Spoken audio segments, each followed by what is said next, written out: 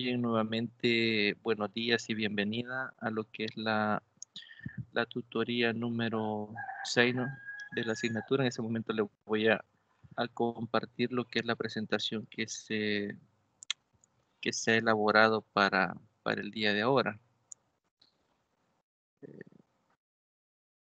Voy a esperar algunos segundos para que me informe acá en el chat si ya le cargó.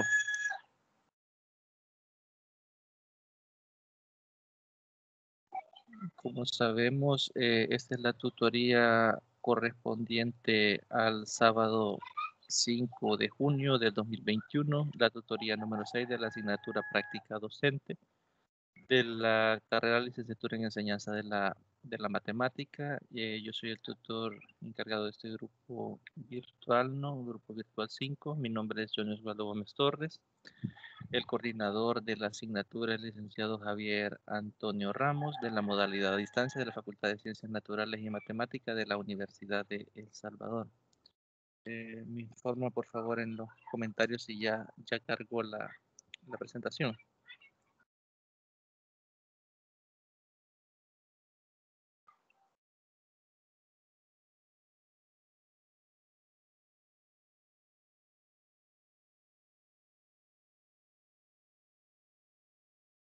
Bien, vamos a pasar a lo que es la agenda que se ha propuesto para este día.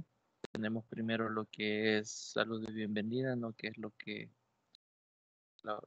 punto que desarrollamos al inicio, ¿no?, al nomás conectarnos. Tenemos lo que es un recordatorios. Tenemos una reflexión. Acá olvidé anexar lo que es el sondeo de lectura, así que no lo llevaríamos a cabo. Se me olvidó anexar las preguntas que se habían preparado. Tenemos lo que es una pequeña reflexión. Luego tenemos el desarrollo, que consta de algunos contenidos de la unidad 8 y algunos contenidos de la unidad 9.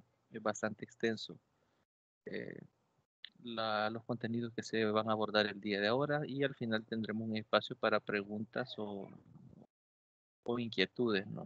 Y tenemos lo que es la despedida, ¿no? Bien, dentro de los recordatorios que tenemos para este día, primero no recordar siempre los horarios de consulta entre semana. Aunque esta sea la última tutoría, tenemos algunas actividades que están pendientes de entrega, y pues ustedes, o cualquier comentario, cualquier consulta que ustedes deseen realizar, pues yo voy a seguir pendiente en los días martes de 8 a 9 de forma inmediata. Ustedes pueden expresar sus dudas o inquietudes en cualquier día de la semana, ¿no? Eso creo que se los he venido mencionando durante eh, todo el desarrollo, ¿no?, que tenemos. Eh,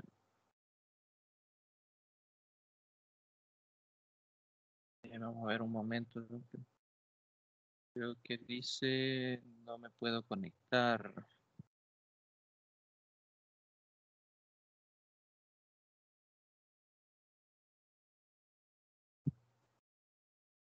Bien, vamos a ver.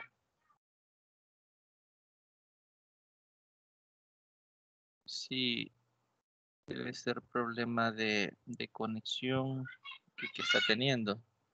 Por eso no se puede conectar, lo está dando error. Eh, eh, Bienvenidos, Jacinto. Bien, como les mencionaba, ¿no? Buenos días, muchas gracias.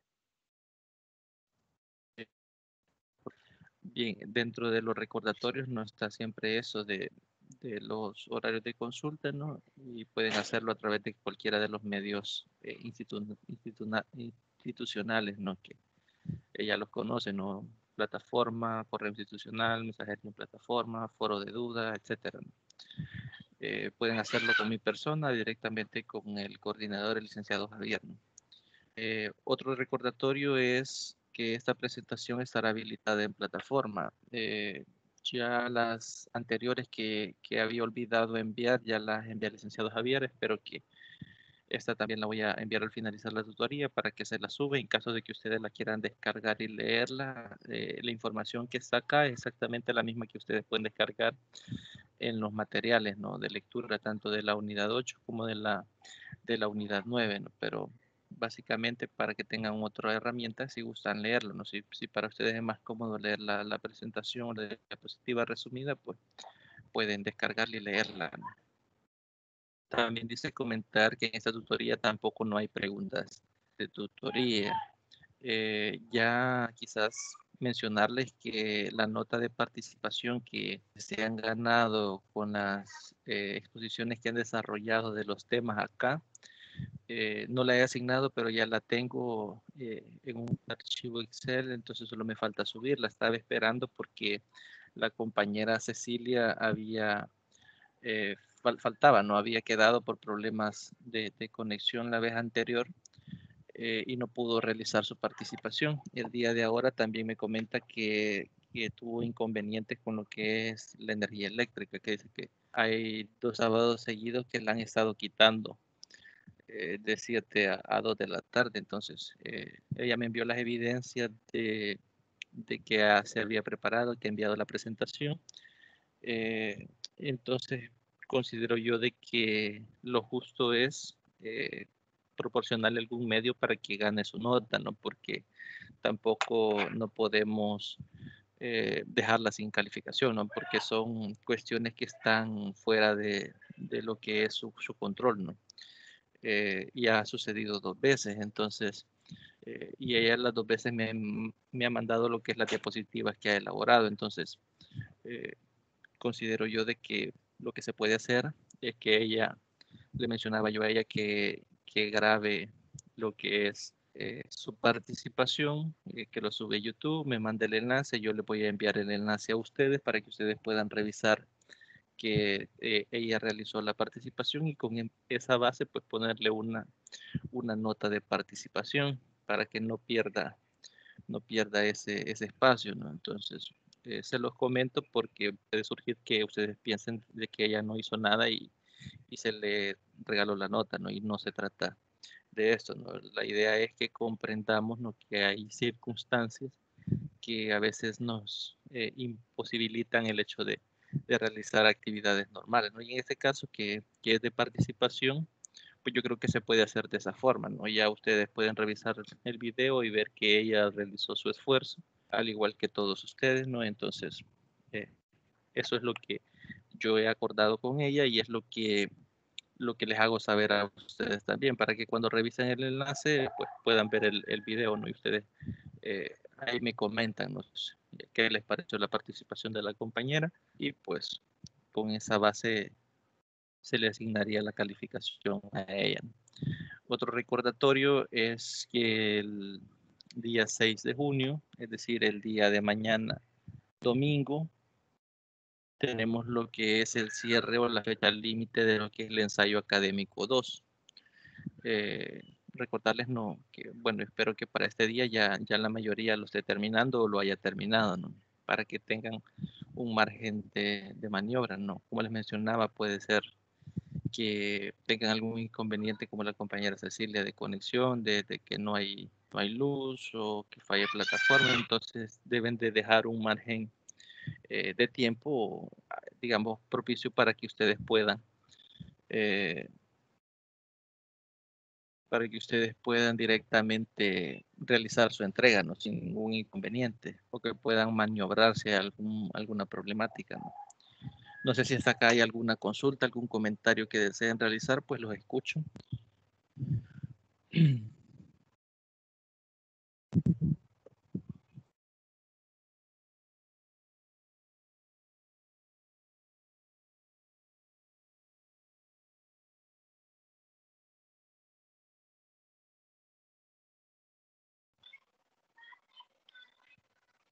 Bien, si no hay comentarios, entonces pasamos a lo que es la reflexión. Dentro de la reflexión quise este día aportar esta pequeña frase, ¿no? Sócrates dice que la educación no es el encendido de una llama, eh, perdón, la educación es el encendido de una llama y no el llenado de un recipiente, ¿no?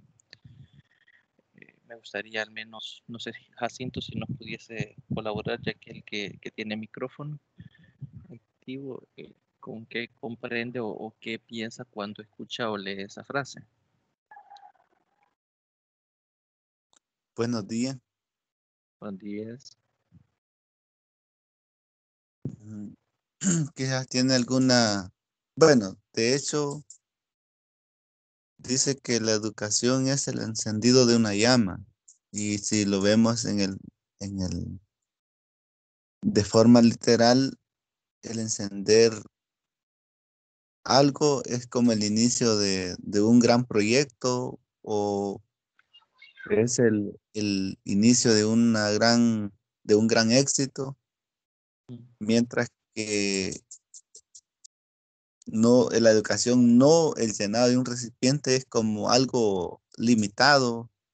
Por ejemplo, si correcto, se llena un recipiente de agua, el hecho de que se llene hasta ahí queda y si no se echa más, lejos de aumentar, puede disminuir por los mismos procesos naturales de, por ejemplo, de evaporación, procesos químicos. Entonces, la educación quiere decir que es más amplia, es más libre, es más abierta, es un mundo de- es un mundo me- de laberintos, de que entre más se explora, más se conoce. correcto. Bueno, eso entiendo.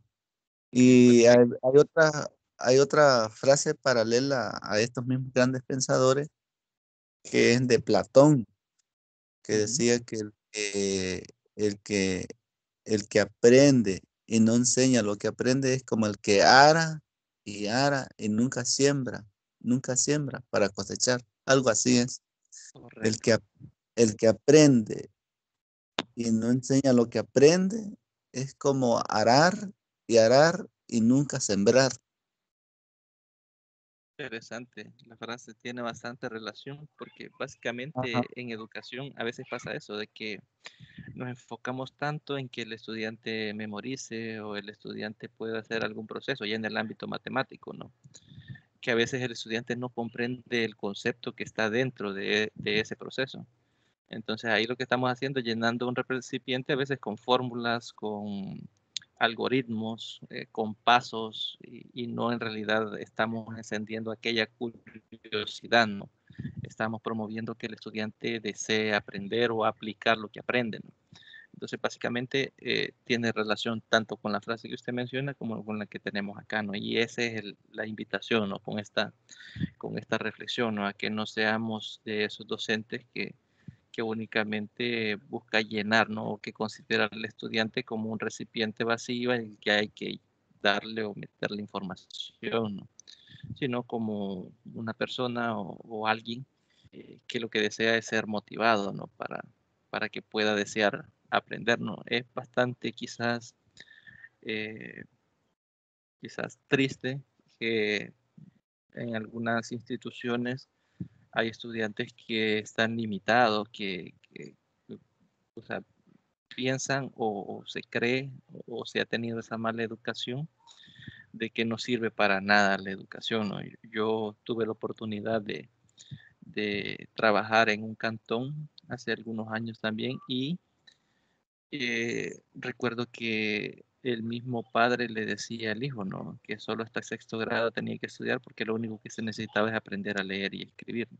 Que era lo único que él había estudiado este bachillerato y era lo único que él recordaba, todo lo demás se perdía. Y parte de eso es error del docente, ¿no? ¿Por qué? Porque siempre nos enfocamos en la parte memorística, en no darle al estudiante la posibilidad de explorar sus propios aprendizajes y de desear aumentarlos, ¿no? Entonces, quizás directamente a eso iba enfocada la reflexión, ¿no?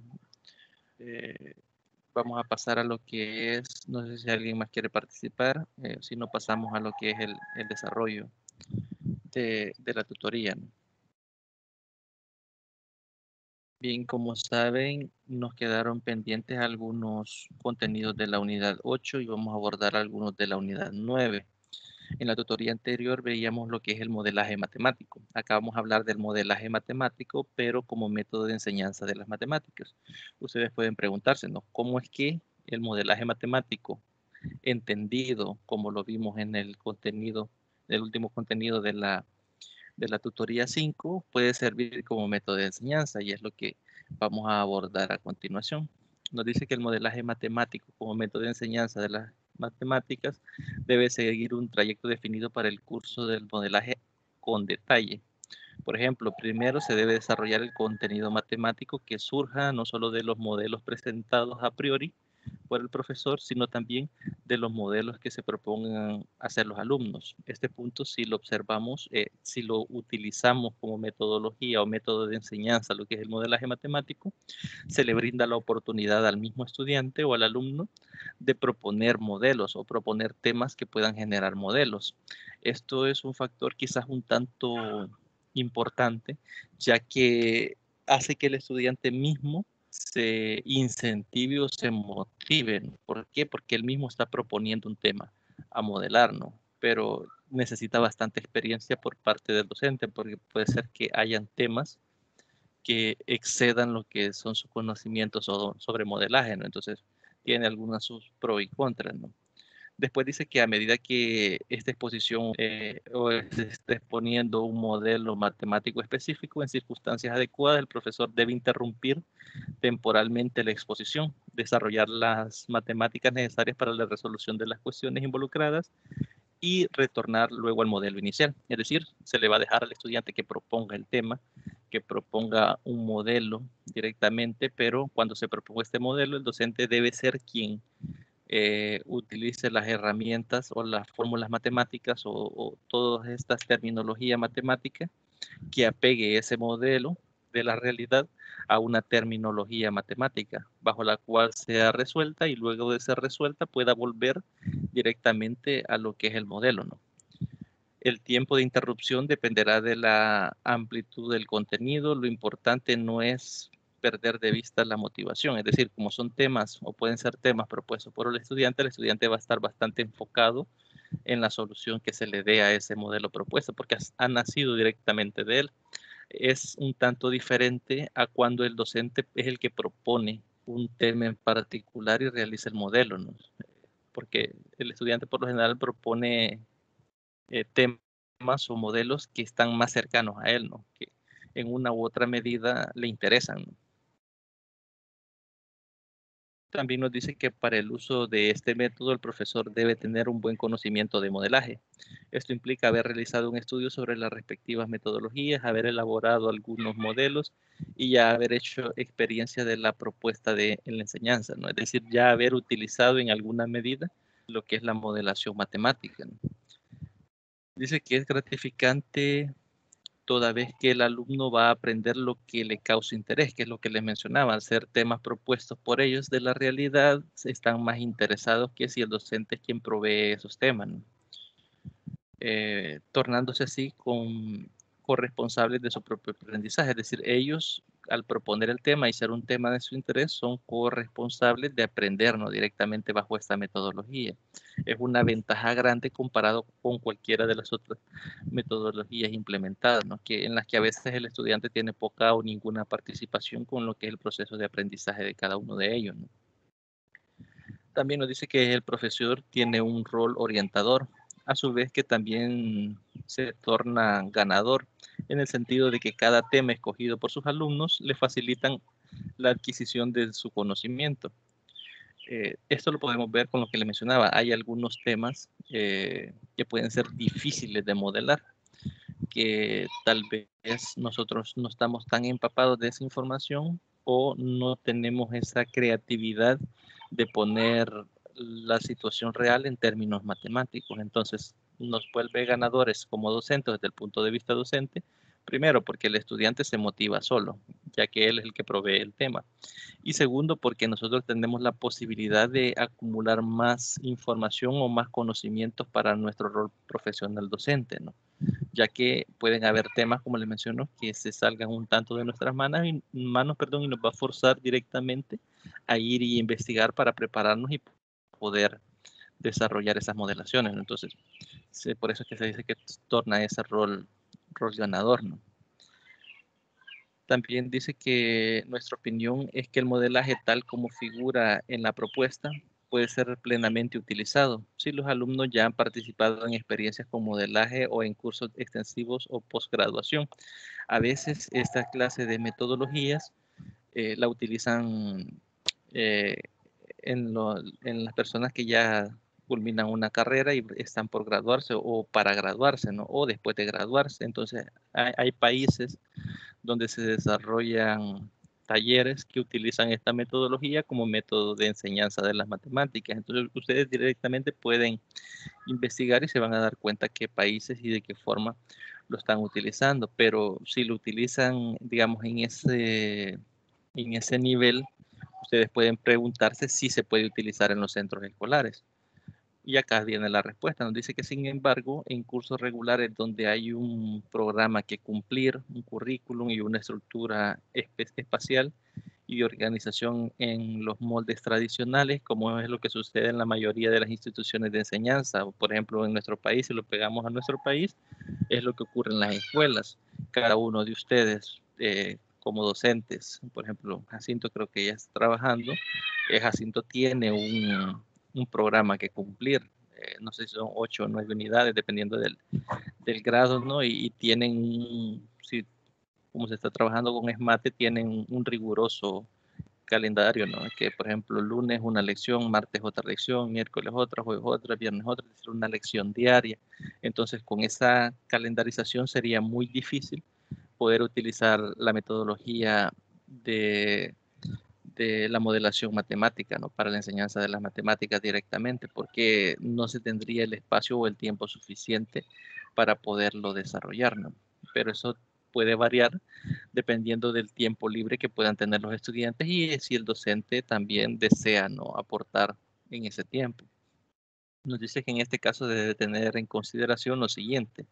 Primero, el grado de escolaridad de los alumnos, es decir, el nivel educativo en el cual están. Puede ser primer ciclo, segundo ciclo, tercer ciclo, educación básica en la universidad, etcétera. Segundo, el tiempo disponible que tendrán para trabajar extra clase, es decir, el tiempo que los estudiantes tienen fuera del horario de clases normal o regular, ¿no? Y lo mismo ocurre con el docente. También el programa a cumplir, porque puede ser de que utilizar esta metodología nos absorba bastante tiempo y nos atrasemos con el programa que hay que desarrollar en todo el año. También las situaciones en que el profesor se encuentra, tanto en relación con el conocimiento de modelaje como en apoyo por parte de la comunidad escolar para la implementación de cambio, ¿no? Eso es bastante importante porque, como les menciono, es una metodología que requiere tanto conocimiento de su parte como docente, que si se carece de ese elemento, pues no se va a poder llevar a cabo, porque puede ser que haya muchos temas que los estudiantes propongan de interés para solventar problemas de sus comunidades y que el docente no pueda traducir esos problemas a una solución en términos matemáticos, no que le cueste o que le cree alguna dificultad. Entonces es bastante importante el conocimiento que el docente tenga sobre modelación matemática, ¿no? Ahora bien, acá nos dice cómo enseñar modelaje matemático. Para enseñar modelaje es necesario saber a priori el tiempo disponible de los participantes para el trabajo extra clase, es decir, el fuera del horario eh, común o normal de clase. El número de horas aula, es decir, cuántas horas dentro del aula podemos trabajar modelaje matemático, el curso en cuestión y el conocimiento matemático común de todos los participantes. Este es un tema bastante importante o una característica bastante importante porque a veces, como les menciono, cuando se hacen talleres, se desconocen a priori lo que son los conocimientos básicos de los diferentes estudiantes que llegan. No es lo mismo, por ejemplo, tener un grupo de estudiantes que usted lo conoce tal vez por más de un año y ya sabe cuáles son, digamos, sus fortalezas, cuáles son aquellas deficiencias en qué estudiantes, y ya se tiene ese conocimiento y se sabe qué conocimiento matemático cada uno de ellos posee, ¿no? Y podemos partir de ahí para la propuesta de los modelajes matemáticos, si se utiliza esta metodología. Entonces es bastante importante. Ya si esto se desarrolla como un taller con personas que no se conocen, pues es bastante complicado poder tener ese conocimiento, ¿no? De qué conocimientos matemáticos manejan en común, es decir, el que todos estén al mismo nivel en ese contenido, ¿no? También nos dice que definidas estas condiciones, el curso deberá tener dos momentos. Primero, la presentación de los modelos matemáticos y el proceso de modelaje, que es el segundo elemento, ¿no? El orden no es rígido, es decir, puede ir uno primero, el otro después o viceversa, ¿no? Nos dice también que el profesor puede optar por presentar y estudiar primero los modelos matemáticos y posteriormente el modelaje de esos modelos, ¿no?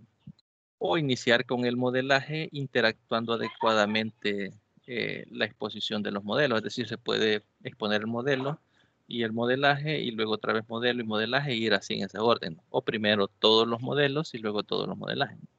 Básicamente eso es lo que nos está planteando acá.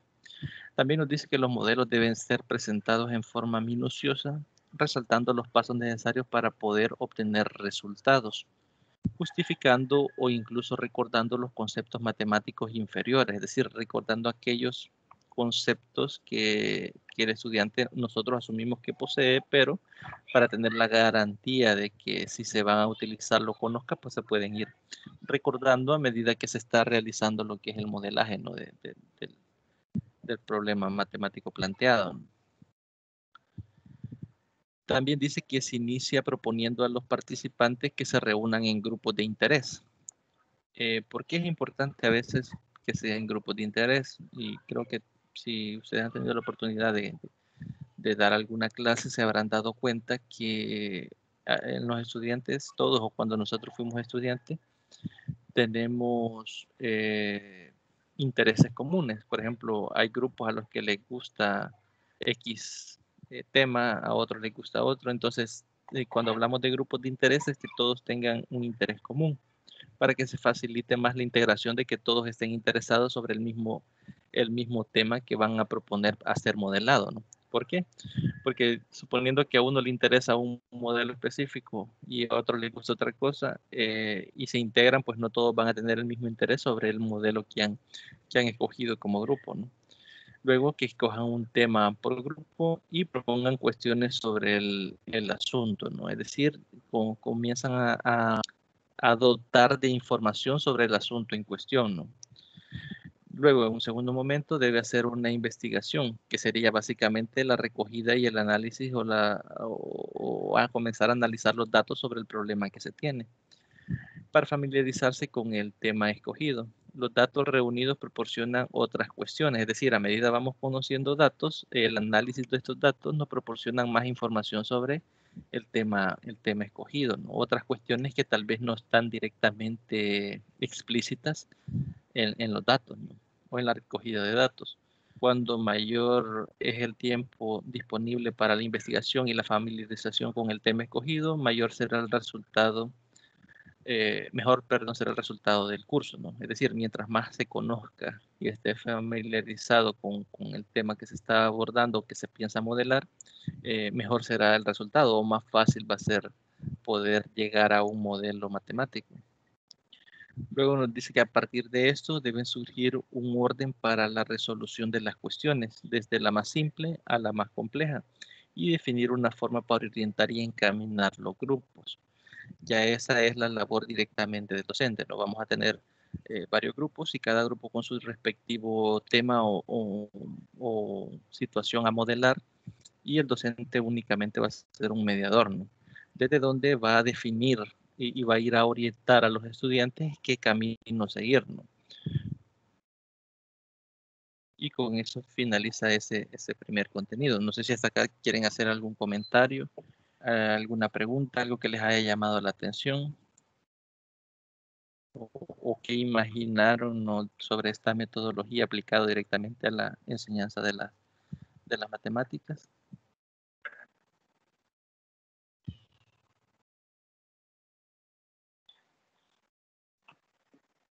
Bien, si no pasamos a lo que es el contenido 3.2. Aquí vamos a hablar de lo que es la modelación matemática como método de enseñanza y aprendizaje de las matemáticas. Es básicamente lo que vimos anteriormente, pero un poco más profundo, ¿no? Dice que la modelación en educación matemática parte del supuesto de interpretar matemáticamente situaciones de la realidad para tomar algún tipo de decisión. Esto creo que se ve bastante evidenciado en la definición o en lo que entendemos por modelaje matemático, que básicamente es evaluar una situación de la vida real y esa situación poderla describir o plantear la problemática en términos matemáticos, es decir, en ecuaciones, en fórmulas, en conceptos matemáticos y luego resolver esa problemática con las herramientas matemáticas utilizadas y luego esa solución verificarla en el mundo real, ¿no? Es decir, poner la prueba y ver si efectivamente cumple con la solución del problema de la realidad, ¿no? Entonces, eso básicamente es lo que viene siendo la modelación matemática. Desde ahí, la modelación como metodología de enseñanza y aprendizaje se vale de situaciones que motiven a los estudiantes para que después de ser abordada desde diferentes etapas didácticas, conduzca a obtener modelos matemáticos que validen y solucionen. Es decir, la finalidad directamente de la modelación matemática como metodología es que puedan solventar problemas reales, ¿no? Del mundo real y que puedan ser validadas esas soluciones, ya sea en las comunidades de donde han sido extraídas o la realidad que ha sido observada. Así pues, la elección de la situación motivadora en el contexto de la modelación ocupa un lugar determinante en el éxito del proceso. Cuando hablamos de situación motivadora, es directamente la situación o el tema elegido en el mundo real que los estudiantes o el grupo de estudiantes han seleccionado. Es importante directamente que ellos estén interesados, ¿no? O que salga de ellos, es decir, que no sea impositivo para generar ese grado de motivación y que se tenga un mejor resultado. También nos dice que comúnmente el término modelo matemático está asociado con el campo científico y aunque las variadas definiciones de modelo apuntan a una referencia del mundo real, según Vía Ochoa en 2007, aclara que la diferencia entre ellas está dada por la forma de representación matemática de dicha relación, es decir, por cómo se representa matemáticamente la relación. Algunas definiciones pudiesen ser, según Verges, define el modelo como la imagen o representación del conjunto de relaciones que define un fenómeno con miras a su mejor entendimiento. Puede expresarse en fórmulas matemáticas, en símbolos, en palabras, pero en esencia es una descripción de entidades, procesos, atributos y las relaciones entre ellas. Puede ser descriptivo o ilustrativo, pero sobre todo útil. Eh, Quizás es un poco eh, confusa, ¿no? A veces leerla así la definición, pero básicamente lo que hemos estado mencionando de modelo matemático se apega perfectamente a esta definición. Primero, sería observar una situación del mundo real y apegarlo o expresarlo en términos de fórmulas matemáticas, como lo dice acá, símbolos a palabras, pero en esencia esa descripción, es decir, la descripción del mundo real en terminología matemática, es básicamente conocer los procesos y atributos que relacionan esas variables en lo que es el mundo real, ¿no? Definido matemáticamente. Y es ahí donde el docente o el encargado de generar el modelo tiene el reto más grande, ¿no? Que es describir la problemática del mundo real en términos matemáticos y dar solución y que esta solución tenga sentido dentro del mundo real, ¿no? También nos dice que Roy y Linares en 2004 entienden por modelo la interpretación matemática de una situación que conlleva a centrarse en sus elementos, sus relaciones, patrones y características, de forma tal que se facilite alcanzar un modelo en algún nivel de sofisticación, es decir, que facilite la posibilidad de ser explicado mediante terminología matemática y resuelto en este nivel para poder ser puesto a prueba en lo que es en el mundo real, ¿no? Luego nos dice que el Ministerio de Educación Nacional de México, por sus siglas MEN, en los estándares básicos de competencias en las matemáticas adoptan la definición de modelo como la forma de entender un sistema figurativo mental, gráfico o tridimensional que puede usarse para volver cercana o concreta una idea o un concepto y así poder presentar la realidad y hacerla comprensible. Yo les podría preguntar a ustedes, ¿cómo creen que todas estas teorías, por ejemplo, la cuestión de la realidad 3D, cómo es que todo esto se ha llevado a cabo y cómo es que se utiliza bastante actualmente para, por ejemplo, la construcción de edificios, se utiliza para determinar, por ejemplo, la creación de puentes, para el peso que pueden cargar los puentes? Eh, es bastante curioso cómo, por ejemplo, a veces ponen limitaciones, no más de tantas toneladas. Y no es que hayan estado a prueba y error, ¿no? Que dejando que pasen furgones o camiones que pasan de ese peso y viendo si el puente se cae o no, sino que han hecho un modelo matemático que describe la situación real y que han visto que con X número de toneladas, pues el puente tendría que caerse, ¿no? Y no lo verifican de esa forma, pero tienen esa limitante. ¿Por qué? Porque explica directamente lo que ocurre en el mundo real con terminología matemática, ¿no? Entonces es bastante curioso y bastante útil a veces entender esto, ¿no? O entenderlo de esa forma. Nos dice que para este estudio de modelos se define, según expuesto por Bassanesi, citado por Villaochoa en 2007, que desde una postura didáctica indica que tener un modelo consiste en tener un conjunto de símbolos y relaciones matemáticas que intentan explicar, predecir y solucionar algunos aspectos de un fenómeno o situación. Eso tenemos que tenerlo bastante claro, ¿no? ¿Qué es en sí la modelación matemática? ¿No? ¿Qué es lo que hemos estado repitiendo, ¿no? Acá.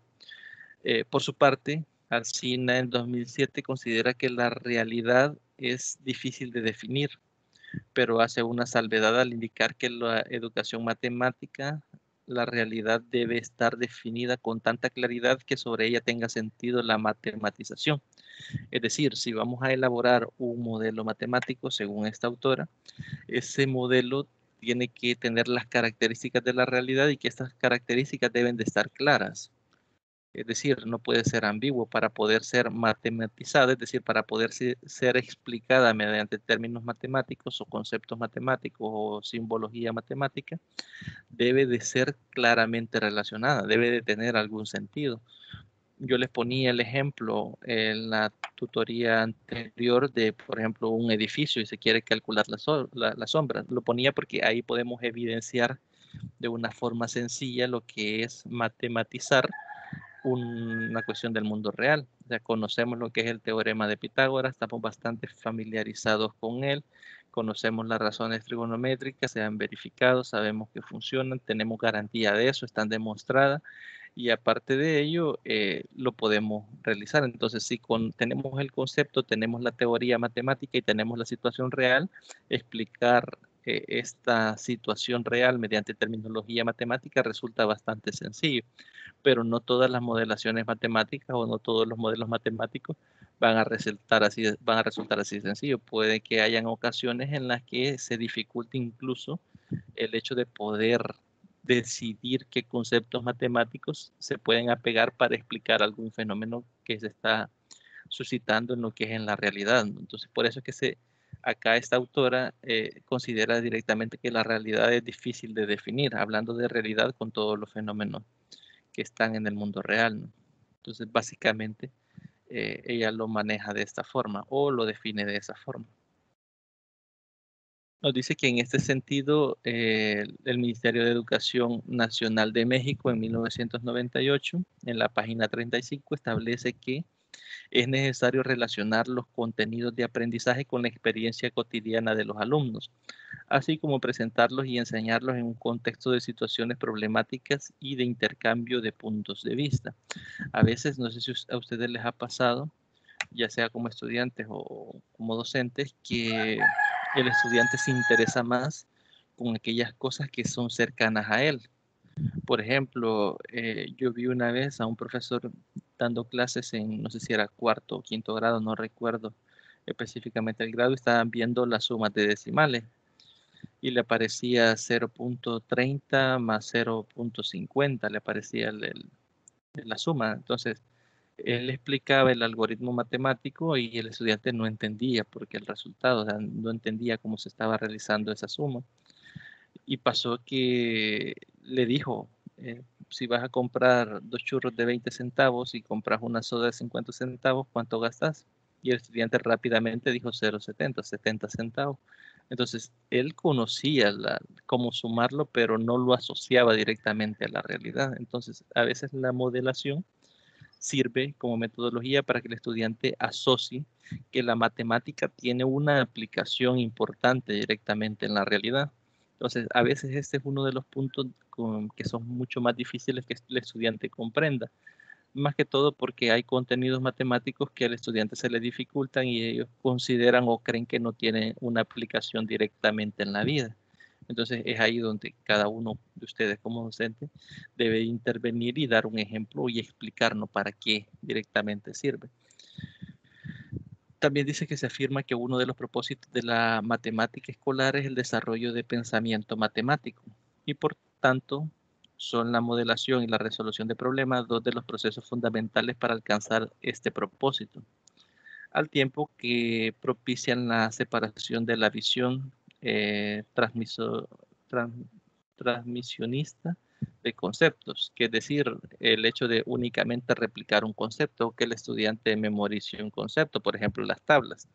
Es otro problema que hemos tenido, los que enseñamos matemática o los que aprendemos matemática, que el estudiante a veces sabe que 5 por 5 es 25, pero no sabe el concepto de por qué. En realidad no comprende el concepto que está detrás de la palabra multiplicación o qué significa multiplicación matemáticamente hablando, porque a él lo hicieron de tal forma que él memoriza el resultado sin importar qué hay detrás matemáticamente hablando.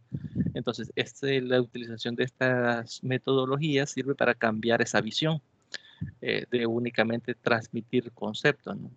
Que en ocasiones favorece al interior de las matemáticas escolares. Y de hecho, eso creo que en cualquier escuela lo van a encontrar. Otro concepto que es bastante, digamos, mal enseñado es lo de división. El estudiante, la mayoría de las veces, no comprende en sí el concepto, sino que memoriza resultados, ¿no? Y yo lo he visto incluso gráficamente. Yo recuerdo que en un taller que se realizó en la universidad, pusieron unos estudiantes a trabajar con lo que es la regleta de Cucinare y les ponían un ejercicio de división, es decir, encontrar una regleta que repetidas un número determinado de veces cumpliera o llenara la regleta más grande, ¿no? Y entonces los estudiantes lo hacían a prueba y error.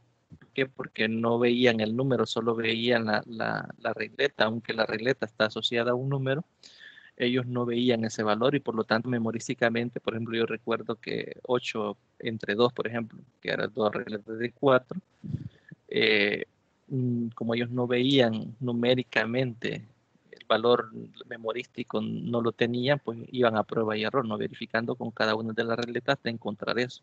Y esos son problemas que se dan por no utilizar metodologías que vayan más enfocadas a motivar y a que el estudiante vea la relación de las matemáticas y lo que hay en el mundo real. También dice que el proceso de modelación se fundamenta sucintamente en los lineamientos curriculares de las matemáticas desde al menos tres concepciones. Primero, en lo que es la modelación como una necesidad generadora por el desarrollo de la tecnología que permite la sociedad.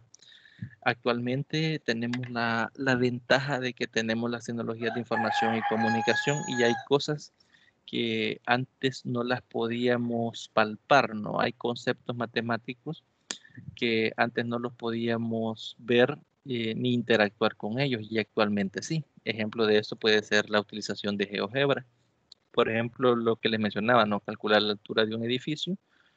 Podemos directamente hacer un triángulo rectángulo, hacer una figura que sea el edificio, uno que sea la sombra y poder interactuar, ¿no? Es decir, en GeoGebra podemos hacer modelos que sean directamente interactivos, donde el estudiante puede hacer más grande el edificio y ver qué pasa con la sombra, etcétera, etcétera, etcétera, ¿no? Es decir, se puede realizar esa clase de modelos a través de la utilización de las tecnologías de la información y la comunicación, ¿no? Entonces la tecnología ha provisto de esta herramienta y sería una pena no utilizarla, ¿no? Número 2, nos dice que es la modelación como una forma de describir las interacciones entre el mundo real y las matemáticas, que es lo que les mencionaba anteriormente, ¿no? El estudiante tiene la posibilidad mediante esta metodología de tener claridad de cómo la matemática explica directamente lo que son los acontecimientos o los fenómenos que se están dando directamente en el mundo real, ¿no?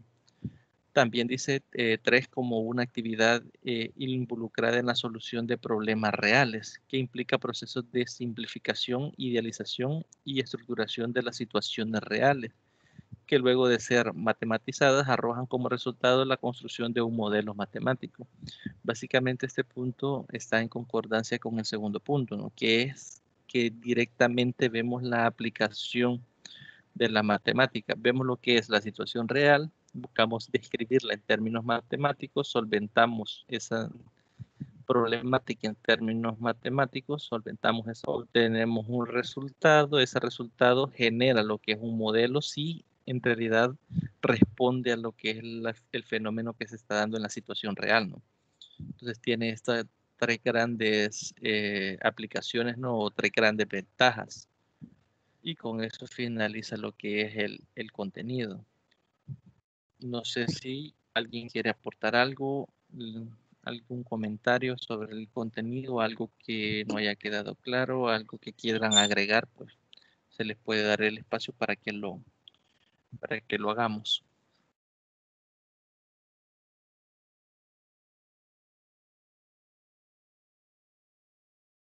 Todo está bien, licenciado. Perfecto. Bien, continuamos entonces. El siguiente contenido es la modelación y la tecnología en la enseñanza de la matemática. Como les mencionaba, como en el ejemplo de GeoGebra, así hay muchos otros software que con la utilización de computadoras o teléfonos, tablets, nos permiten utilizar la tecnología directamente para la modelación. Acá nos dice que, por ejemplo, programas como Excel de Microsoft han impulsado lo que es la modelación desde las hojas de cálculos en la informática. Otros programas, por ejemplo, Maple y Derive, también han brindado muchas posibilidades para plantear, transformar y graficar resultados de distintos modelos, eh, logrando un gran avance en el desarrollo del pensamiento variacional, ¿no? Según Vasco en 2006. GeoGebra les mencionaba yo también, se ha sido bastante implementado. Hay otro que se utiliza bastante en estadística, pero no recuerdo el nombre que se utiliza para hacer simulaciones.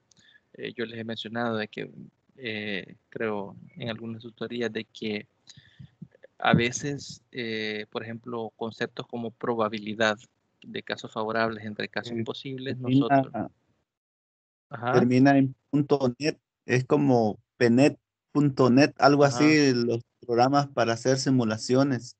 Ajá, sí, yo recuerdo el nombre que se me ha escapado, pero sí tiene razón. Hay muchísimos que sirven para hacer simulaciones que se Sí, hay utilizan tanto en... en Ajá, química, física, en todo lo que son de aplicaciones, balanceos químicos, eh, digamos, de proyecciones matemáticas en el sentido de caídas libres y a qué ujú, velocidad, aceleración. Sí, hay bastante, correcto. hay de fluidos, presiones de esto de Pascal y de Arquímedes, de fluidos. Hay Sí, hay bastante, bastantes simulaciones. correcto. Sí, eso es en todas las áreas química que básicamente son aplicaciones directamente de la matemática. Entonces, sí tenemos estas tecnologías, estos software que facilitan el hecho de poder interactuar de una forma más dinámica, ¿no? Con el concepto. Por ejemplo, Jacinto menciona lo de la caída libre. Podemos interactuar, ¿no? Y aumentar, por ejemplo, la altura de un edificio, aumentar el peso de un artefacto, ver cuánto tiempo tarda en caer y ver su relación con el cálculo matemático directamente hecho en la fórmula. Entonces sirve directamente para poder poner en práctica lo que son situaciones reales aplicadas directamente a terminología matemática. También nos dice acá que, sin embargo, pese al gran potencial que brindan las tecnologías de la información y comunicación en los procesos de modelación, no se trata de entender que las computadoras o las herramientas tecnológicas resuelven mágicamente los problemas de la educación matemática. Si bien aumenta la motivación para el estudiante, se trata de que la enseñanza brinde la estrategia adecuada para guiar procesos y evaluaciones y evaluar resultados. Es bastante importante tener esto en mente o presente. ¿Por qué? Porque a veces creemos como docentes que el simple hecho de incorporar las tecnologías de la información en la comunicación en nuestras clases va a mejorar el rendimiento académico de nuestros estudiantes, y múltiples investigaciones se están desarrollando en este sentido, ¿no? Es decir, por sí solas las tecnologías no aumentan lo que es el rendimiento académico del estudiante. Hay algunas consideraciones que usted como docente debe hacer. Por ejemplo, el tema, el tiempo, si el estudiante sabe o no sabe utilizar las tecnologías que se van a emplear, etcétera. Por ejemplo, puede ser de que usted en una clase quiera utilizar GeoGebra para algún modelaje matemático o algún problema directamente en específico. Pero ¿qué pasa si el estudiante no puede utilizar la computadora? Va a tardar mucho más tiempo explicándole en cómo utilizar la computadora que el tiempo que va a invertir en el contenido con la utilización de las tecnologías. Entonces hay muchos factores que como docentes hay que tener directamente en cuenta, ¿no? La tecnología por sí sola no va a generar ese buen resultado, ¿no? Nos dice también que el proceso de modelación puede llevar al alumno a ejecutarlo, parametrizar, combinar, recalcular y observar el movimiento de las variables. Ejemplo de eso veíamos lo que hablaba Jacinto de, por ejemplo, caída libre en esa clase de programas o de simuladores. Permiten cambiar variables, aumentar elementos, disminuir otros y ver qué pasa con el resultado, ¿no? Entonces, permite al estudiante que esté, digamos, más pendiente de la ejecución y qué sucede con esa ejecución. También define entonces los tres conceptos principales de este trabajo. Primero, la modelación, luego sería lo que es el modelo, y por último tenemos el proceso de modelación. Para presentar este trabajo se toma como definición de modelación el proceso en el que se obtiene un modelo, el cual es el conjunto de símbolos y relaciones matemáticas que traduce el fenómeno directamente, ¿no? Es decir, puede ser de que usted tenga una problemática en la vida real, pero que usted no la pueda modelar, es decir, usted no pueda generar un modelo en términos matemáticos que explique ese fenómeno o esa problemática. Entonces, va a ser considerado un modelo si se puede generar a través de relaciones matemáticas y simbología matemática, una explicación del mundo real a través de ese modelaje matemático. Y luego nos podemos preguntar, ¿y el proceso de modelación en qué consiste? Según estos autores, comienza con la elección de un tema, el reconocimiento de una situación o un problema, la formulación de ese problema, la formulación del modelo matemático, es decir, la explicación mediante conceptos y terminología matemática de ese problema formulado, la resolución del problema a partir del modelo y la interpretación y validación de los resultados. Es decir, cuando hablamos de resolución es en términos matemáticos. Cuando hablamos de interpretación y de validar es si ese resultado explica lo que está ocurriendo en el mundo real, es decir, lo que está pasando en la problemática real. Entonces, ese sería el que es considerado el proceso de modelación. La propuesta de intervención se acerca al ciclo de modelación propuesto por Bloom y Leib en 2007, el cual consta de 7 pasos. El primer paso consta del problema a partir de una situación real, es decir, plantear una problemática que está ocurriendo en la vida real, ¿no? O en una situación de la realidad. El segundo paso sería simplificación y estructuración del problema, es decir, definir las características que están involucradas o variables que están involucradas en el problema de la situación real. Una vez teniendo claras estas características, vamos al tercer paso, que es la matematización y la elaboración de un modelo, es decir, poder escribir la simplificación que se sacó de esas características, cómo interactúan esas variables y explicarlas mediante conceptos, ecuaciones o simbología matemática. Y ese sería directamente ya ir elaborando lo que es el modelo. El cuarto paso sería la operación y el trabajo matemático para producir un resultado, es decir, resolver matemáticamente lo que es el modelo que se ha planteado sobre esta situación real. El quinto paso sería la interpretación del resultado obtenido. El sexto paso sería la validación de ese resultado, es decir, verificar si ese resultado da resultado a la situación de la realidad, es decir, el resultado del modelo matemático, si brinda un resultado en lo que es en la vida real, en el fenómeno real, que es el tema principal, ¿no? Y por último sería la exposición de los resultados de vuelta a la situación real, ¿no? Es decir, ponerlos en práctica y ver si efectivamente funcionan. Si no funcionan, pues tendríamos que volver a lo que es el segundo paso, a simplificar y estructurar nuevamente lo que es el problema que explica la situación real y desarrollar todos esos pasos y así verificarlos hasta que tengamos un modelo viable y válido. Nos dice que en la actualidad, con la gran cantidad de recursos multimedia que existen, los programas de simulación escenifican ambientes con muchas posibilidades pedagógicas de exploración, de representación, de interactividad y de formas de manipulación virtual, a lo que mejora el proceso de aprendizaje de los estudiantes, que es lo que hablábamos anteriormente, ¿no? Programas como GeoGebra, hojas de cálculo en Excel, algunos programas que ustedes pueden encontrar en la web directamente para simulaciones de diversos problemas matemáticos, ayudan directamente a que el estudiante esté en contacto directamente con el concepto matemático y con la aplicación que este concepto tiene en el mundo real, ¿no? También nos dice que las simulaciones digitales simples y otras de más complejidad tienen de muchas posibilidades pedagógicas, donde los alumnos pueden observar distintos comportamientos de y en procesos, indagar tendencias, manipular variables, predecir y alterar situaciones, confrontar concepciones, dilucidar alternativas de resolución, etcétera.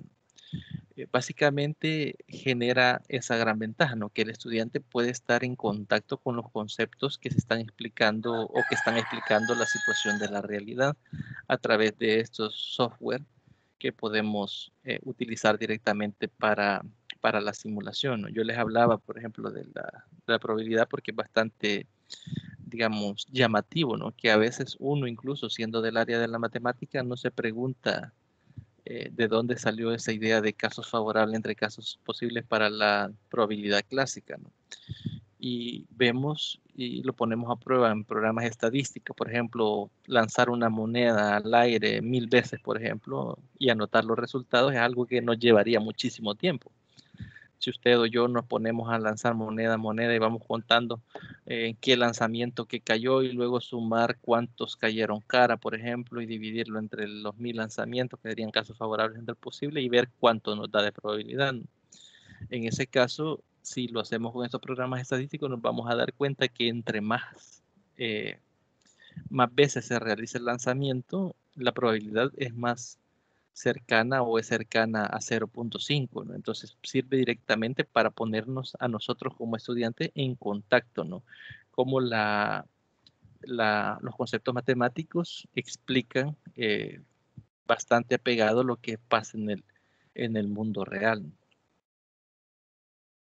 Y ahí finaliza lo que es la unidad 8. No sé si hay algún comentario, alguna pregunta, algo que quieran aportar.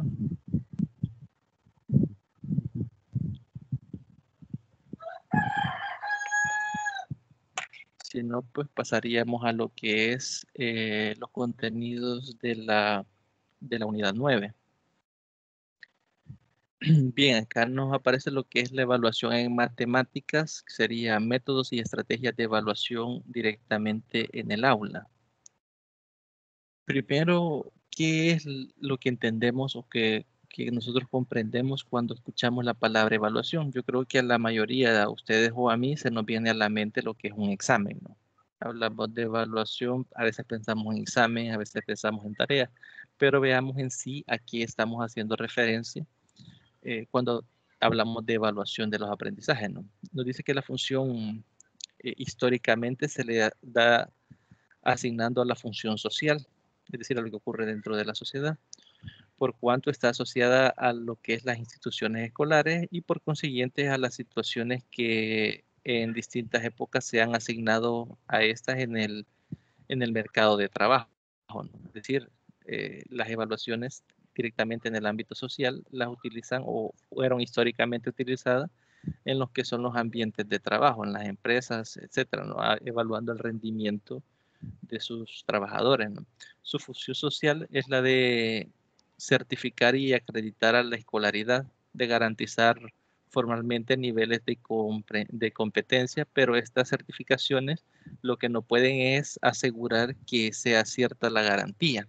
Es decir, cuando usted, por ejemplo, se graduó de bachillerato, ese certificado le garantiza a usted o certifica, mejor dicho, ciertas competencias. Es decir, que usted puede hacer ciertas competencias, ¿no? Que están bajo el currículum del cual usted se graduó, pero eso no puede asegurar que esas competencias en realidad usted las tenga. ¿Por qué? Porque a veces usted puede graduarse de, por ejemplo, alguna carrera, va a tener su título, va a estar acreditado o certificado que, por ejemplo, licenciado en enseñanza de la matemática, que es esta carrera, pero no se puede asegurar que todos los conceptos que están en el currículum usted los maneja. De hecho, no pudiese ser cierto, ¿no? Siempre hay algunos que los utilizamos con más frecuencia, que son los conocimientos que tenemos más frescos, y hay otros que los vamos perdiendo con el tiempo, ¿no? Entonces, por eso nos dice acá que no se puede asegurar que esa garantía sea cierta, ¿no? Nos dice que esa función también cumple una función selectiva y clasificadora sobre los individuos. Si ustedes han notado, incluso para buscar trabajo, a veces colocan en los anuncios, ¿no? Que tenga bachillerato, antes era que tengan hasta 9º grado y que sean mínimo bachilleres, incluso ahora buscan que tengan alguna clase de educación superior, por ejemplo, algún técnico o algo, ¿no? Entonces, eso genera directamente una clasificación entre todos los individuos que pertenecemos a la sociedad, ¿no? También dice que una función que constituye la legitimación de la evaluación es la función pedagógica, puesto que contra su interés es la regulación, control de los aprendizajes y su interacción. En nuestro país quizás esto es uno de los factores que más hemos olvidado como docentes. ¿Por qué? Porque nosotros vemos a veces la evaluación como el simple hecho de una asignación de una nota a un X estudiante, ¿no? O como directamente una nota que se gana para poder aprobar un grado y no la utilizamos de forma pedagógica. Es decir, esta función pedagógica no se la asignamos. ¿Cuál sería esa función? Que usted, por ejemplo, desarrolle una tarea y ve que los estudiantes tienen dificultades con X contenido matemático dentro de esa tarea y usted no hace nada, no toma ninguna decisión sobre, sobre esa calificación. Es decir, lo ideal sería que usted retroalimente ese contenido, ¿no? Y verifique de que se haya solventado la problemática, pero nosotros como docentes no lo hacemos.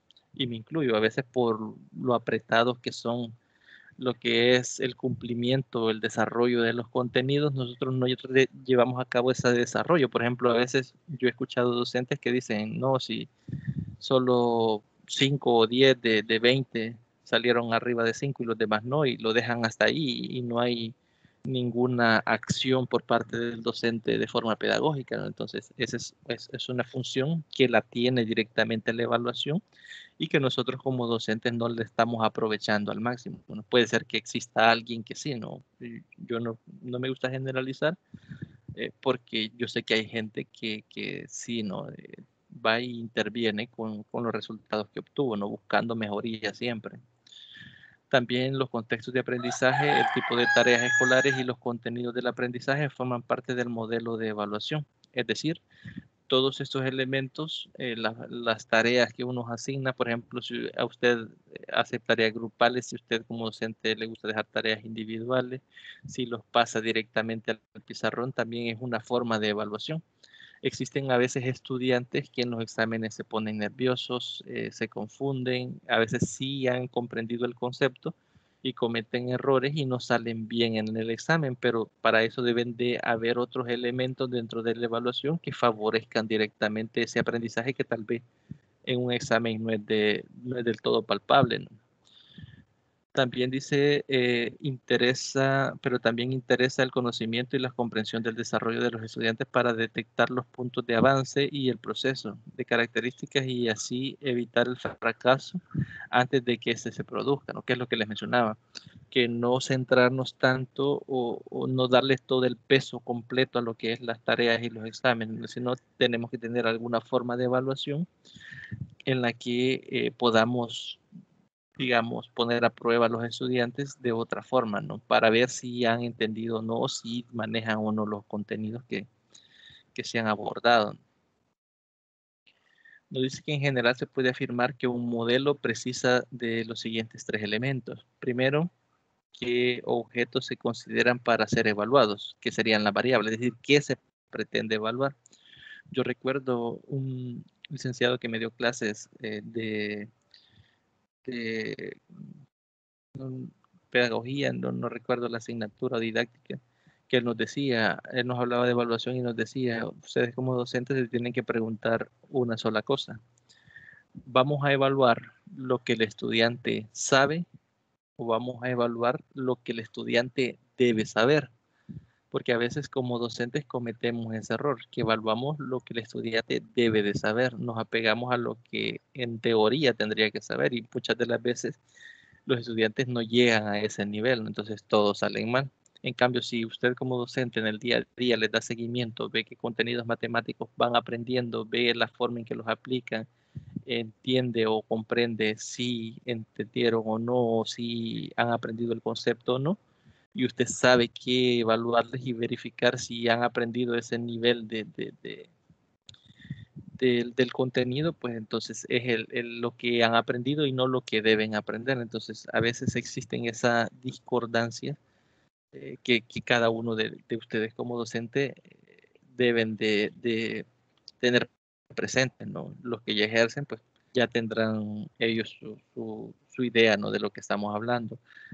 Siempre nos preguntamos, ¿no? A veces ponemos ejercicios y me incluyo porque ha pasado que son como ejercicios para retar al estudiante. O sea, yo sé que el estudiante va a tener mucha dificultad haciendo ejercicio, pero lo pongo para verificar y ponerlo a prueba en sí a él, si ver si puede resolverlo. No es un reto que se le asigna al estudiante, pero no se trata de que todos los ejercicios van a ir enfocados en esa línea, ¿no? No se trata de reprobar al estudiante solo por hacerlo, ¿no? Sino que se pueden utilizar estos niveles, ¿no? Para directamente verificar, ¿no?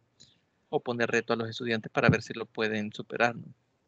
El segundo punto del modelo nos dice que de qué forma se analizan, es decir, qué métodos se van a utilizar para analizar si el estudiante o no ha obtenido las competencias adecuadas, ¿no? Dentro del contenido matemático. Y por último, qué técnicas se usan para recoger información sobre los objetos.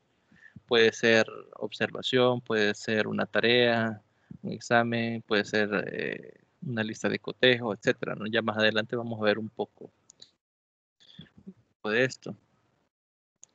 Nos dice también que el modelo tiene necesariamente un marco de referencia inscrito en una concepción epistemológica de qué es la matemática y cómo se evalúa. Es decir, cuando usted es docente de matemática, usted a veces entra en un dilema, ¿no? Si en matemáticas se evalúa teoría o no, porque muchas veces evaluar la teoría también va inmerso en lo que es la solución de algunos ejercicios, ¿no? Porque si conoce el concepto y es capaz de resolver el ejercicio, maneja lo que es teoría y procesos, ¿no? Entonces, si tenemos claro qué es la matemática y cómo vamos a evaluar la matemática, puede que caigamos en el razonamiento de que únicamente lo podemos evaluar mediante la solución de problemas.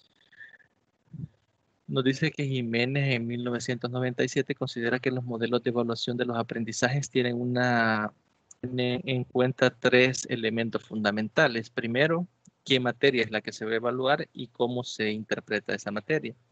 Segundo, el sujeto y las características, es decir, el estudiante en sí, qué características posee el estudiante. Número 3, las condiciones del entorno, que serían las condiciones ecológicas, ¿no? O del ambiente.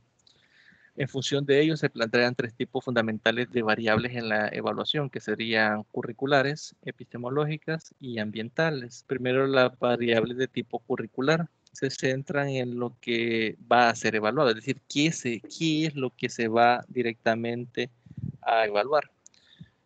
De ahí tenemos lo que son las variables llamadas personales o epistemológicas, que son las que se centran en la comprensión y la realidad de los sujetos. Puede ser los logros conseguidos en general, las habilidades que subyacen, el papel que ejercen los modelos de inteligencia, etc. Es decir, directamente nos referimos a las características personales de cada uno de los estudiantes. Y por último tenemos lo que son las variables ecológicas o ambientales, que se refieren a las características fundamentales del tipo metodológico del sistema.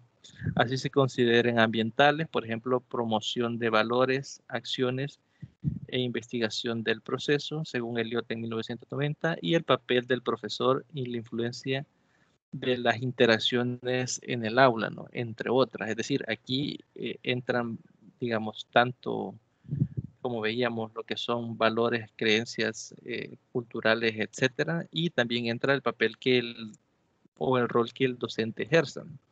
Por ejemplo, si usted considera que el paradigma tradicional es el idóneo, ¿no? Para eh, desarrollar lo que es una evaluación en matemática o desarrollar una clase en matemática, usted va a apostar más, ¿no? Por un modelo en el cual usted sea el eje central del proceso de enseñanza-aprendizaje, mientras si viene por uno más moderno o por un papel más moderno, usted se va a considerar a sí mismo como un simple guía, ¿no? O un acompañante del proceso, ¿no? Alguien que está ahí para guiar directamente la dirección del proceso y que sea el propio estudiante el que desarrolle el papel central, ¿no? En lo que es el proceso de enseñanza-aprendizaje.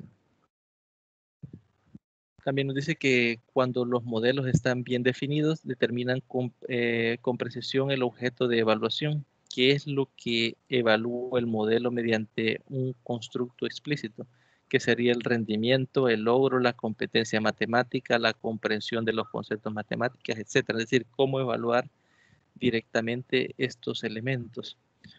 Para el objeto de evaluar depende, en primer lugar, los criterios que las distintas culturas validan a lo que es conocimiento. Es decir, puede ser que para usted como docente conocimiento sea sobre un determinado matemático, que el estudiante sea capaz de resolver un proceso y no tal vez que comprenda el concepto como tal. Por ejemplo, yo les hablaba de lo que es la memorización de las tablas de multiplicar.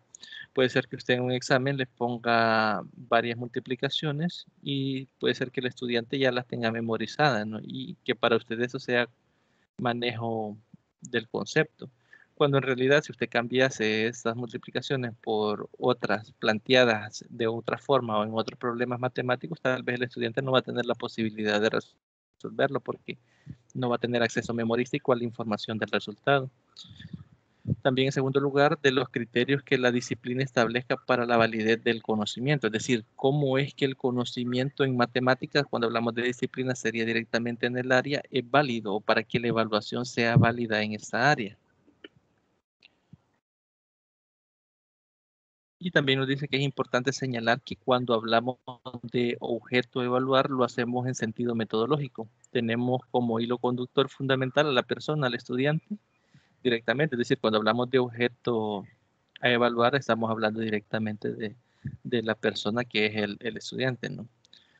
Se evalúa la comprensión del estudiante, del conocimiento matemático del estudiante, su logro o su rendimiento de acuerdo con el constructo que plantea directamente lo que es el modelo, ¿no?, que se está utilizando para la evaluación. Y nos dice que a partir de las afirmaciones anteriores se presentan algunos modelos. En el material aparecen 4. Yo acá le puse 2 de 4 porque por razones de tiempo, calculando, ¿no?, que no los íbamos a poder abordar todos, únicamente he agregado a las diapositivas lo que son 2, ¿no?, 2 de los 4, planteados en los últimos 10 años.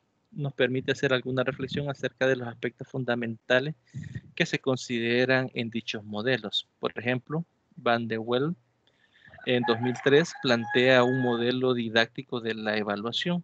Veamos ese modelo.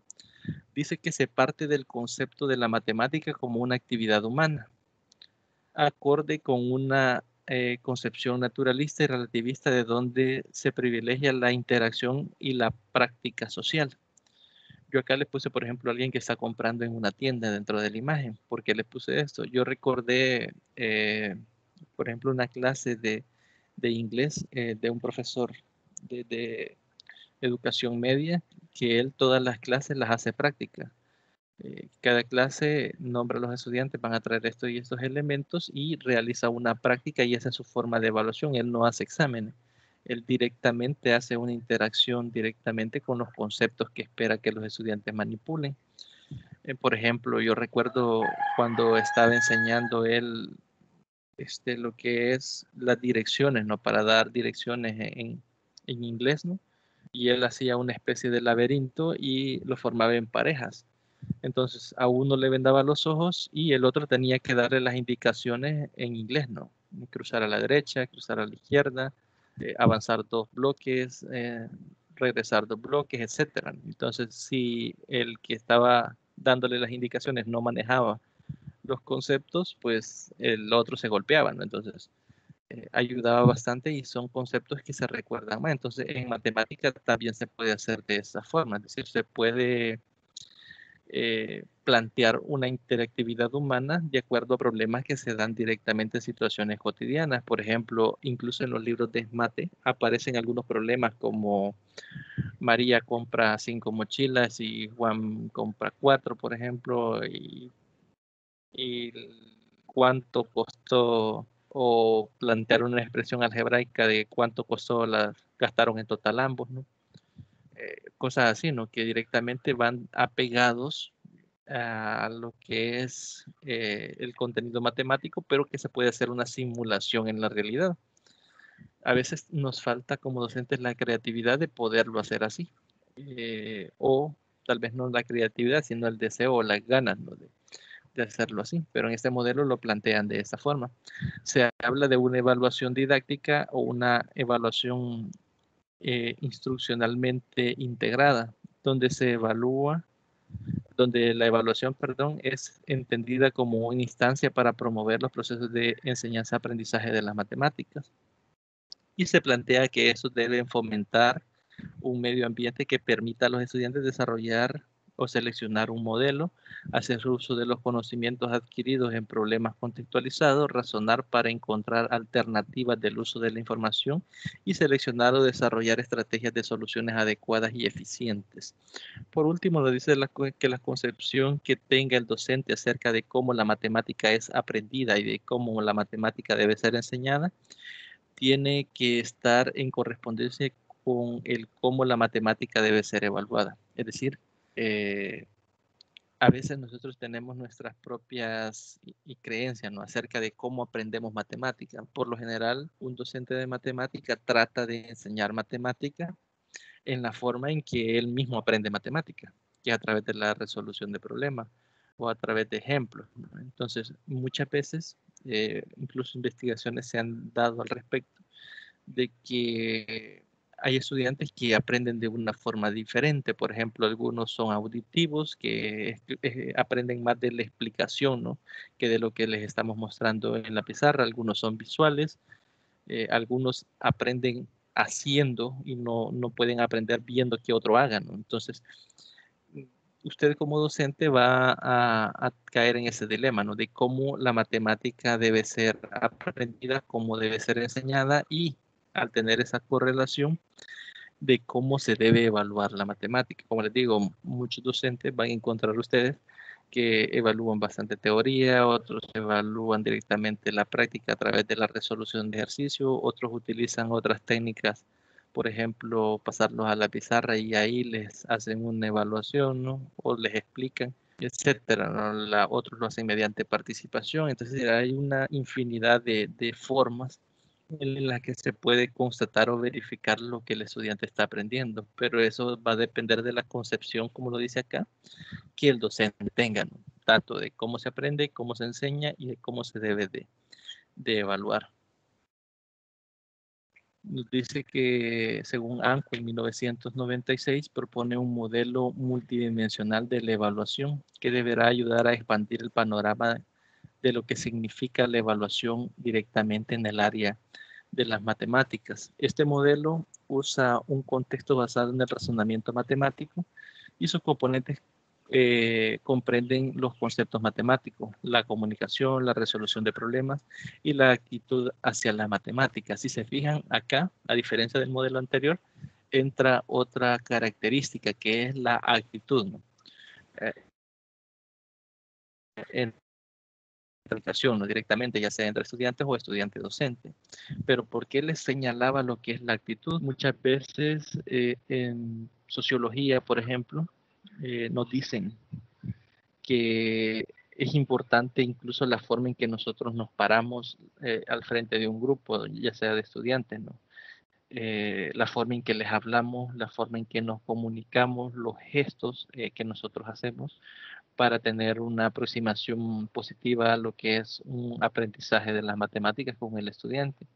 Yo recuerdo también un docente de la universidad que nos decía que es importante hasta el olor que emitimos, es decir, alguien que llega bien arreglado, que va bien bañado, que va hasta con loción, nos decía él, tiene una actitud de los estudiantes más favorable.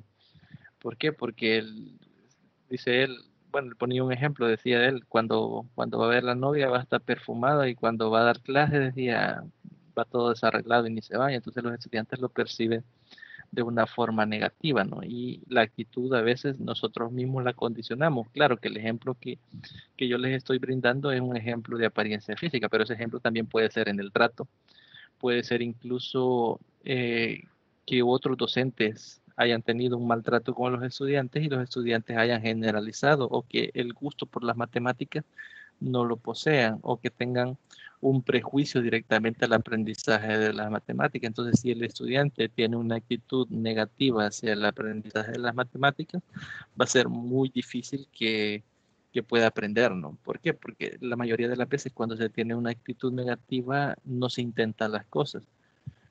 Por mi experiencia docente, yo les puedo decir de que yo he tenido estudiantes que no les gusta ni abrir el cuaderno de matemáticas, que lo hacen todo obligado y a veces es culpa de docentes que les han dicho de que no son buenos para esa área, ¿no? Yo tuve un estudiante que me decía de que incluso el docente de otra escuela le había dicho de que ella no era buena en esa área y pues que tenía que buscar otra cosa en la que fuera buena. Y creo que esas son cosas de que no son profesionales, ¿no? Que no debemos directamente como docentes de hacer, ¿no? Entonces, sacar a un estudiante que tiene una actitud negativa hacia las matemáticas de esa actitud cuesta bastante. ¿Se puede lograr? Sí, pero eso lleva un proceso bastante largo. Ese estudiante que yo les menciono no le gustaba, pero ni pasar a la pizarra, no le gustaba nada, pues ni leer, pues costó, a mí me costó cerca de un año poder hacer que participaran. Es muy complicado cuando tienen esas actitudes negativas. Nos dice acá también que el énfasis de que se debe empoderar matemáticamente a los individuos y a la sociedad es el punto central de este modelo. Existen modelos que se articulan con enfoques curriculares que enfatizan las condiciones del saber hacer en matemática, es decir, el saber matemática, el saber conceptos matemáticos, el saber utilizar las matemáticas para la solución problemas, ¿no? Ya sea de la vida cotidiana o del entorno. Nos dice que el objetivo de evaluación está centrado en lo que los alumnos saben o no hacer, saben o saben hacer.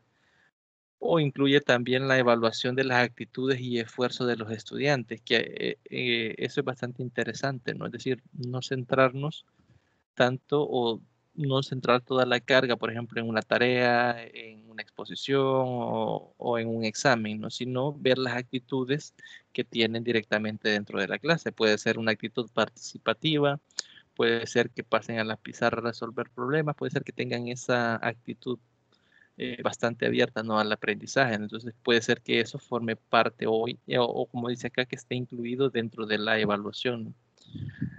Las tareas de la evaluación deben expresar en buena medida la visión de la matemática como un elemento cultural, es decir, la dimensión cultural de la matemática dentro del sistema escolar.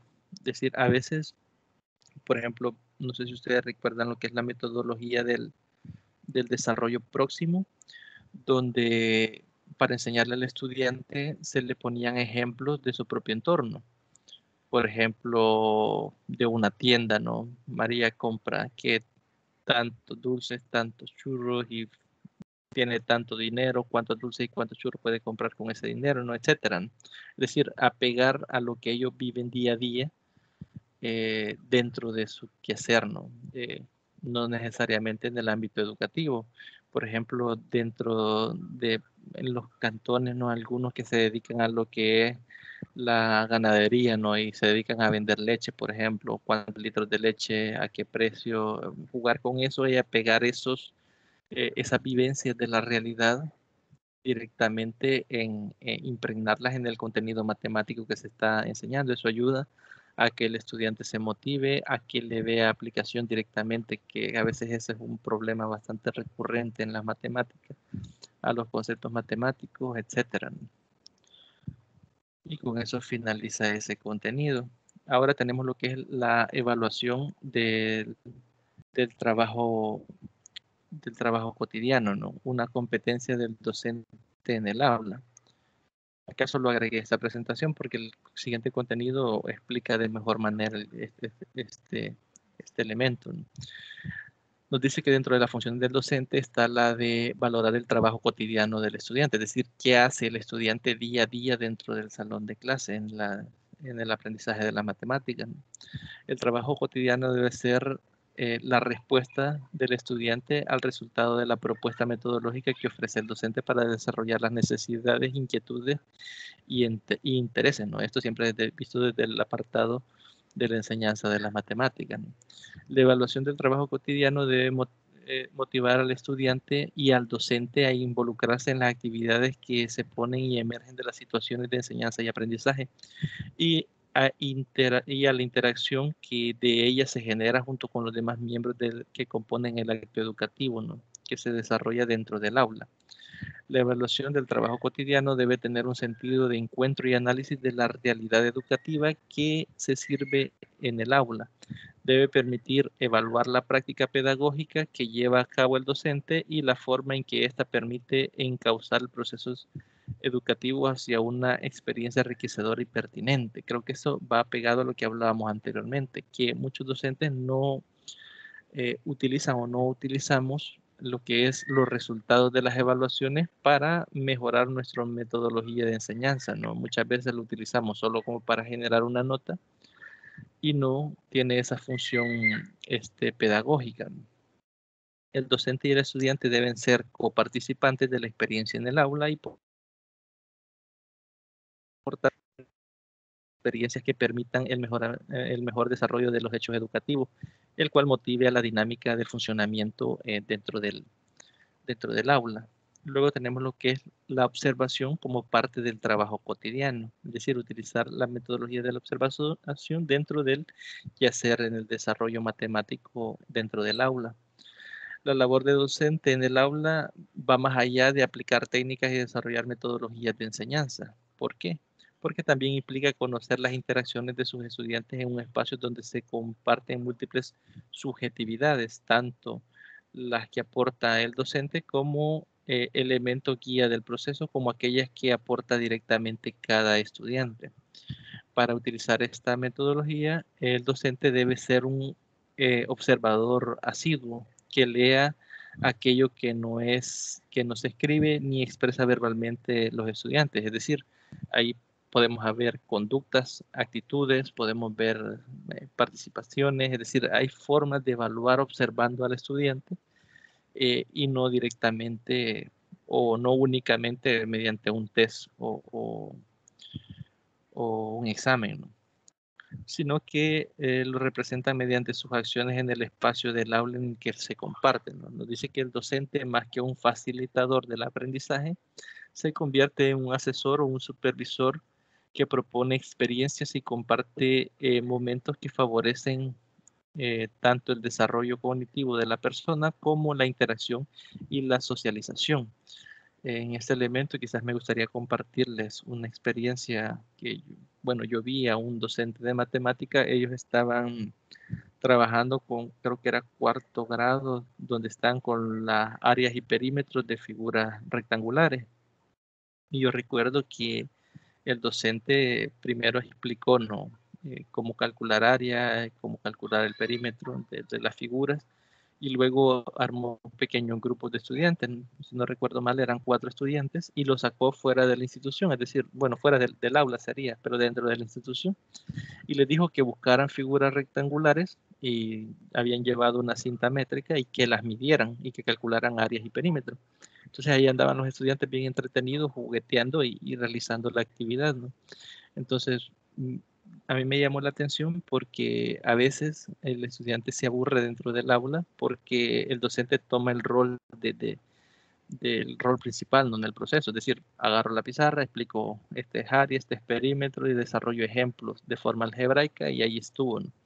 En ese caso, no, el docente únicamente planteó que era un concepto, que era el otro concepto, y pues dejó que el estudiante interactuara directamente con ese concepto, buscando las figuras y calculando sus áreas y su perímetro. Y ahí tenía una mejor comprensión de estos conceptos que si únicamente se hubiese quedado con los ejemplos desarrollados en el aula, ¿no? Y eso es una forma de evaluar a través de observar, ¿no? Las actitudes y todo lo que hacen los estudiantes dentro del desarrollo matemático.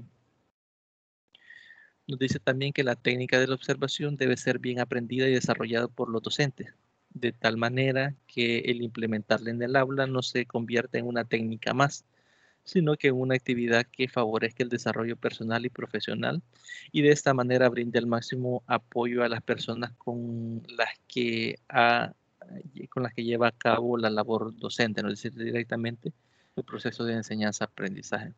La observación, por tanto, permitirá no solo la valoración del trabajo cotidiano, sino también la identificación de las causas que provoca el comportamiento de los estudiantes en el aula, sea este adecuado o inadecuado, tanto en el momento como en la acción que se está llevando a cabo mientras se realizan las observaciones.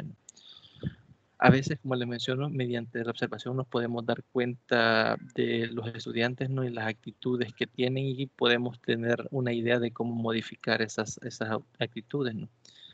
Así el docente podrá favorecer estrategias que bien implementadas le permitan lograr cambios en los estudiantes, no solo en el ámbito cognitivo, sino también en el aspecto socioemocional. Esto, bueno, al menos yo lo tengo bastante presente. La experiencia que les comenté con la estudiante que al inicio no intentaba los ejercicios, al finalizar un año, pues ya al menos intentaba resolverlo, ¿no? Ya pasaba la pizarra al inicio, yo recuerdo que no la podía ni forzar, ¿no? Porque también es inadecuado hacer eso, ¿no? A participar o a pasar a la pizarra.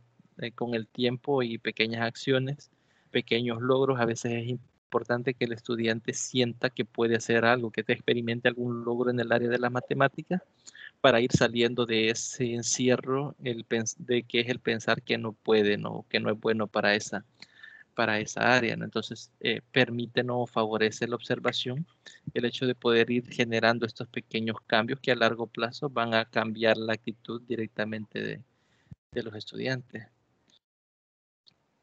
El docente puede utilizar para obtener y registrar información algunos instrumentos, entre los que se pueden mencionar. Por ejemplo, si es una información directa, puede ser registro de observaciones o análisis de tareas o escala de producción escolar, o si es información indirecta, pueden ser anecdotarios, cuestionarios o directamente lo que son entrevistas, ¿no?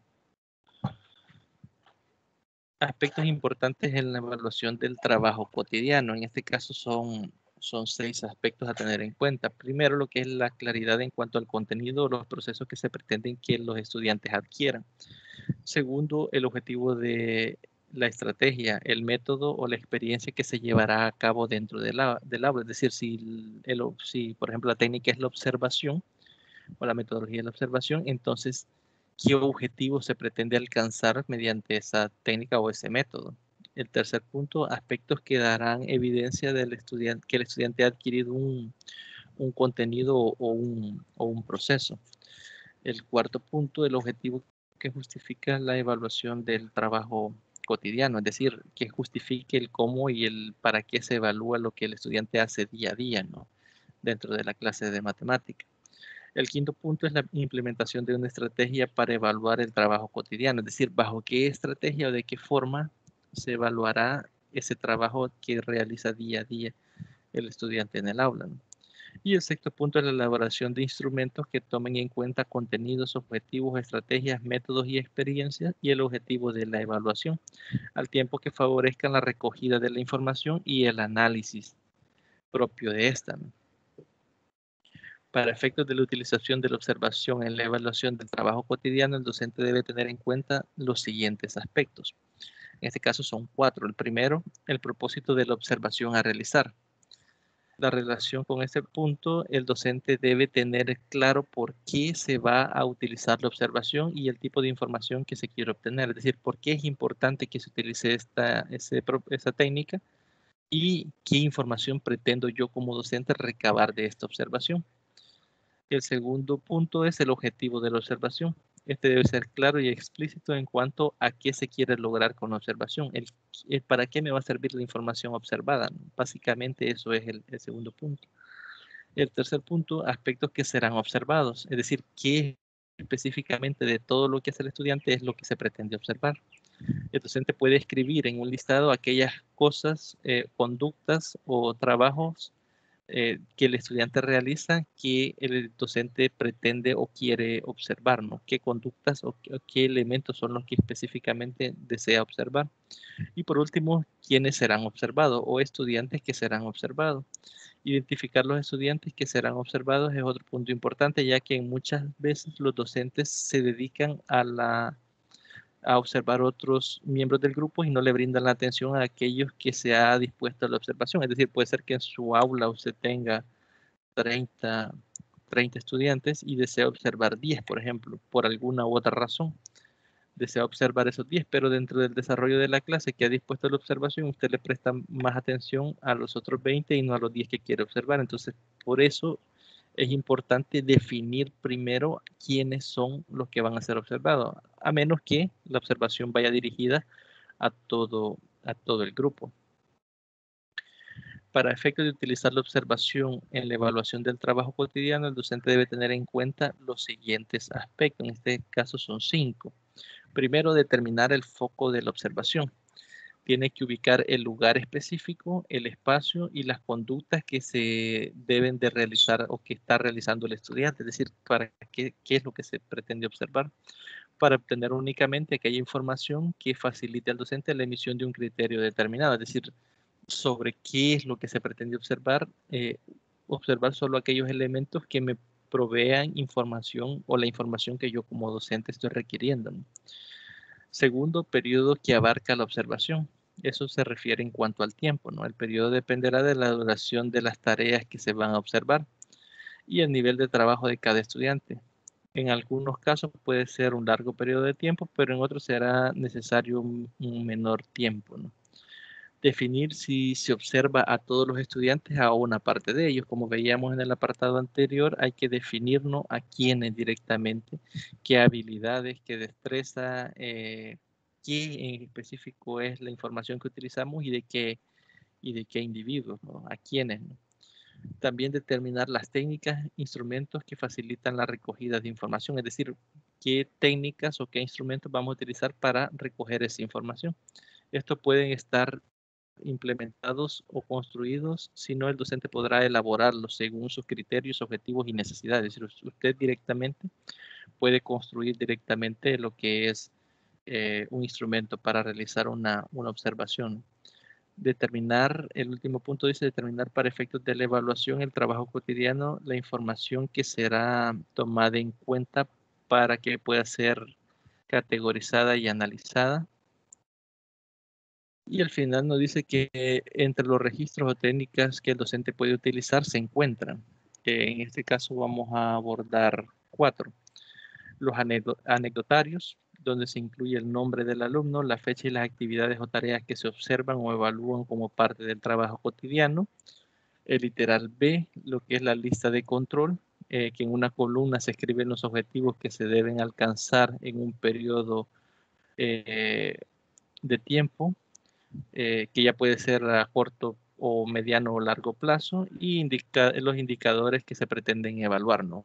Directamente en el alumno, qué es lo que indicará si el estudiante está o no cumpliendo con determinado proceso, ¿no? Literal C son lo que conocemos habitualmente como las listas de cotejo, que creo que esta la mayoría de nosotros las hemos utilizado, ¿no? Donde se detallan en una columna todas aquellas actividades o pasos que completarán una tarea o actividad, y en la otra columna se escribe si el estudiante lo logró, si no lo logra, si está en proceso de lograrlo. Así el docente puede valorar el grado de avance del estudiante, es decir, puede verificar el grado en que está mejorando o no directamente cada estudiante. El literal D es la escala de valoración. En este caso, los objetivos o indicadores que se pretenden evaluar se valoran en diferentes grados o niveles, ¿no? Se establecen niveles, por ejemplo, si cumple con esto, esto y esto, por ejemplo, excelente. Si tiene estos criterios, pues muy bueno. Si es así, es regular, y si es menos de eso, es malo, ¿no? Creo que por razones de tiempo nos quedaríamos hasta acá. Todavía nos quedaba ahí creo que una de las diapositivas. No sé si hay alguna consulta, alguna pregunta, Jacinto.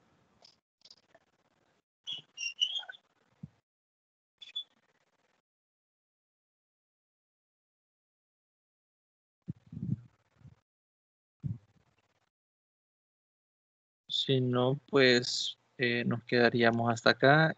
Nuevamente agradecerles, ¿no?, a los que se conectaron, aunque sea un rato. Yo tengo entendido que 2 compañeras tuvieron dificultades, ¿no?, para conectarse. Cecilia creo que fue problemas de luz, y creo que la otra compañera fue por problemas de conectividad, ¿no?, que baja señal de internet, ¿no? Les agradezco, ¿no?, como saben, esta es la última tutoría. Creo que se ha llevado un buen proceso en cuanto a la asignatura. De mi parte, nada más agradecernos por la confianza, por haber estado pendientes, por haber participado cuando se les ha solicitado. Pues nada Licenciado, más. ¿Sí? licenciado, ¿verdad que solo nos queda el ensayo? Sí, que está para el día de mañana. Ajá. Muchísimas Sí, gracias entonces por su apoyo. de nada. Cualquier cosa, cualquier duda, consulta, y estamos a la orden, así cualquiera de los Lo- medios, pues, voy a tratar de estar pendiente. No sé cómo va con el avance del ensayo. El ensayo, ¿hasta cuántas palabras puedo tenerlo? Porque me salen varias, lo había armado eh, el uso de las TICs, modelo y modelaje y recursos, algo así, y métodos para la enseñanza de la matemática, pero me sale como muy vago, muy escueto, muy seco. Mm. En las indicaciones no le limita. En los otros ensayos he leído que no deben de tener más de 10 a 11 palabras. Pero Entonces, en las indicaciones de ese no le limita. Yo no recuerdo, la verdad, lo leí, pero no ajá, recuerdo si limita. sí, no, no lo dice. Bueno, si no lo limita, pues pudiese Porque hacerlo a criterio personal. Ajá. porque el otro título, como he armado tres, el otro me sale como muchas palabras. 18. Ajá. Y Sí, ahí, hacerlo de 10 a 11 me sale como muy seco, como muy cortado el título. ajá. Bueno, Eh, pero ahí sí, le voy a escribir, ahí le voy a sí. escribir. Ah, perfecto, perfecto. Bien, entonces nos Y quedaríamos hasta acá. Gracias por todo sí, a usted también que nos ha apoyado. y buen día. Gracias igual.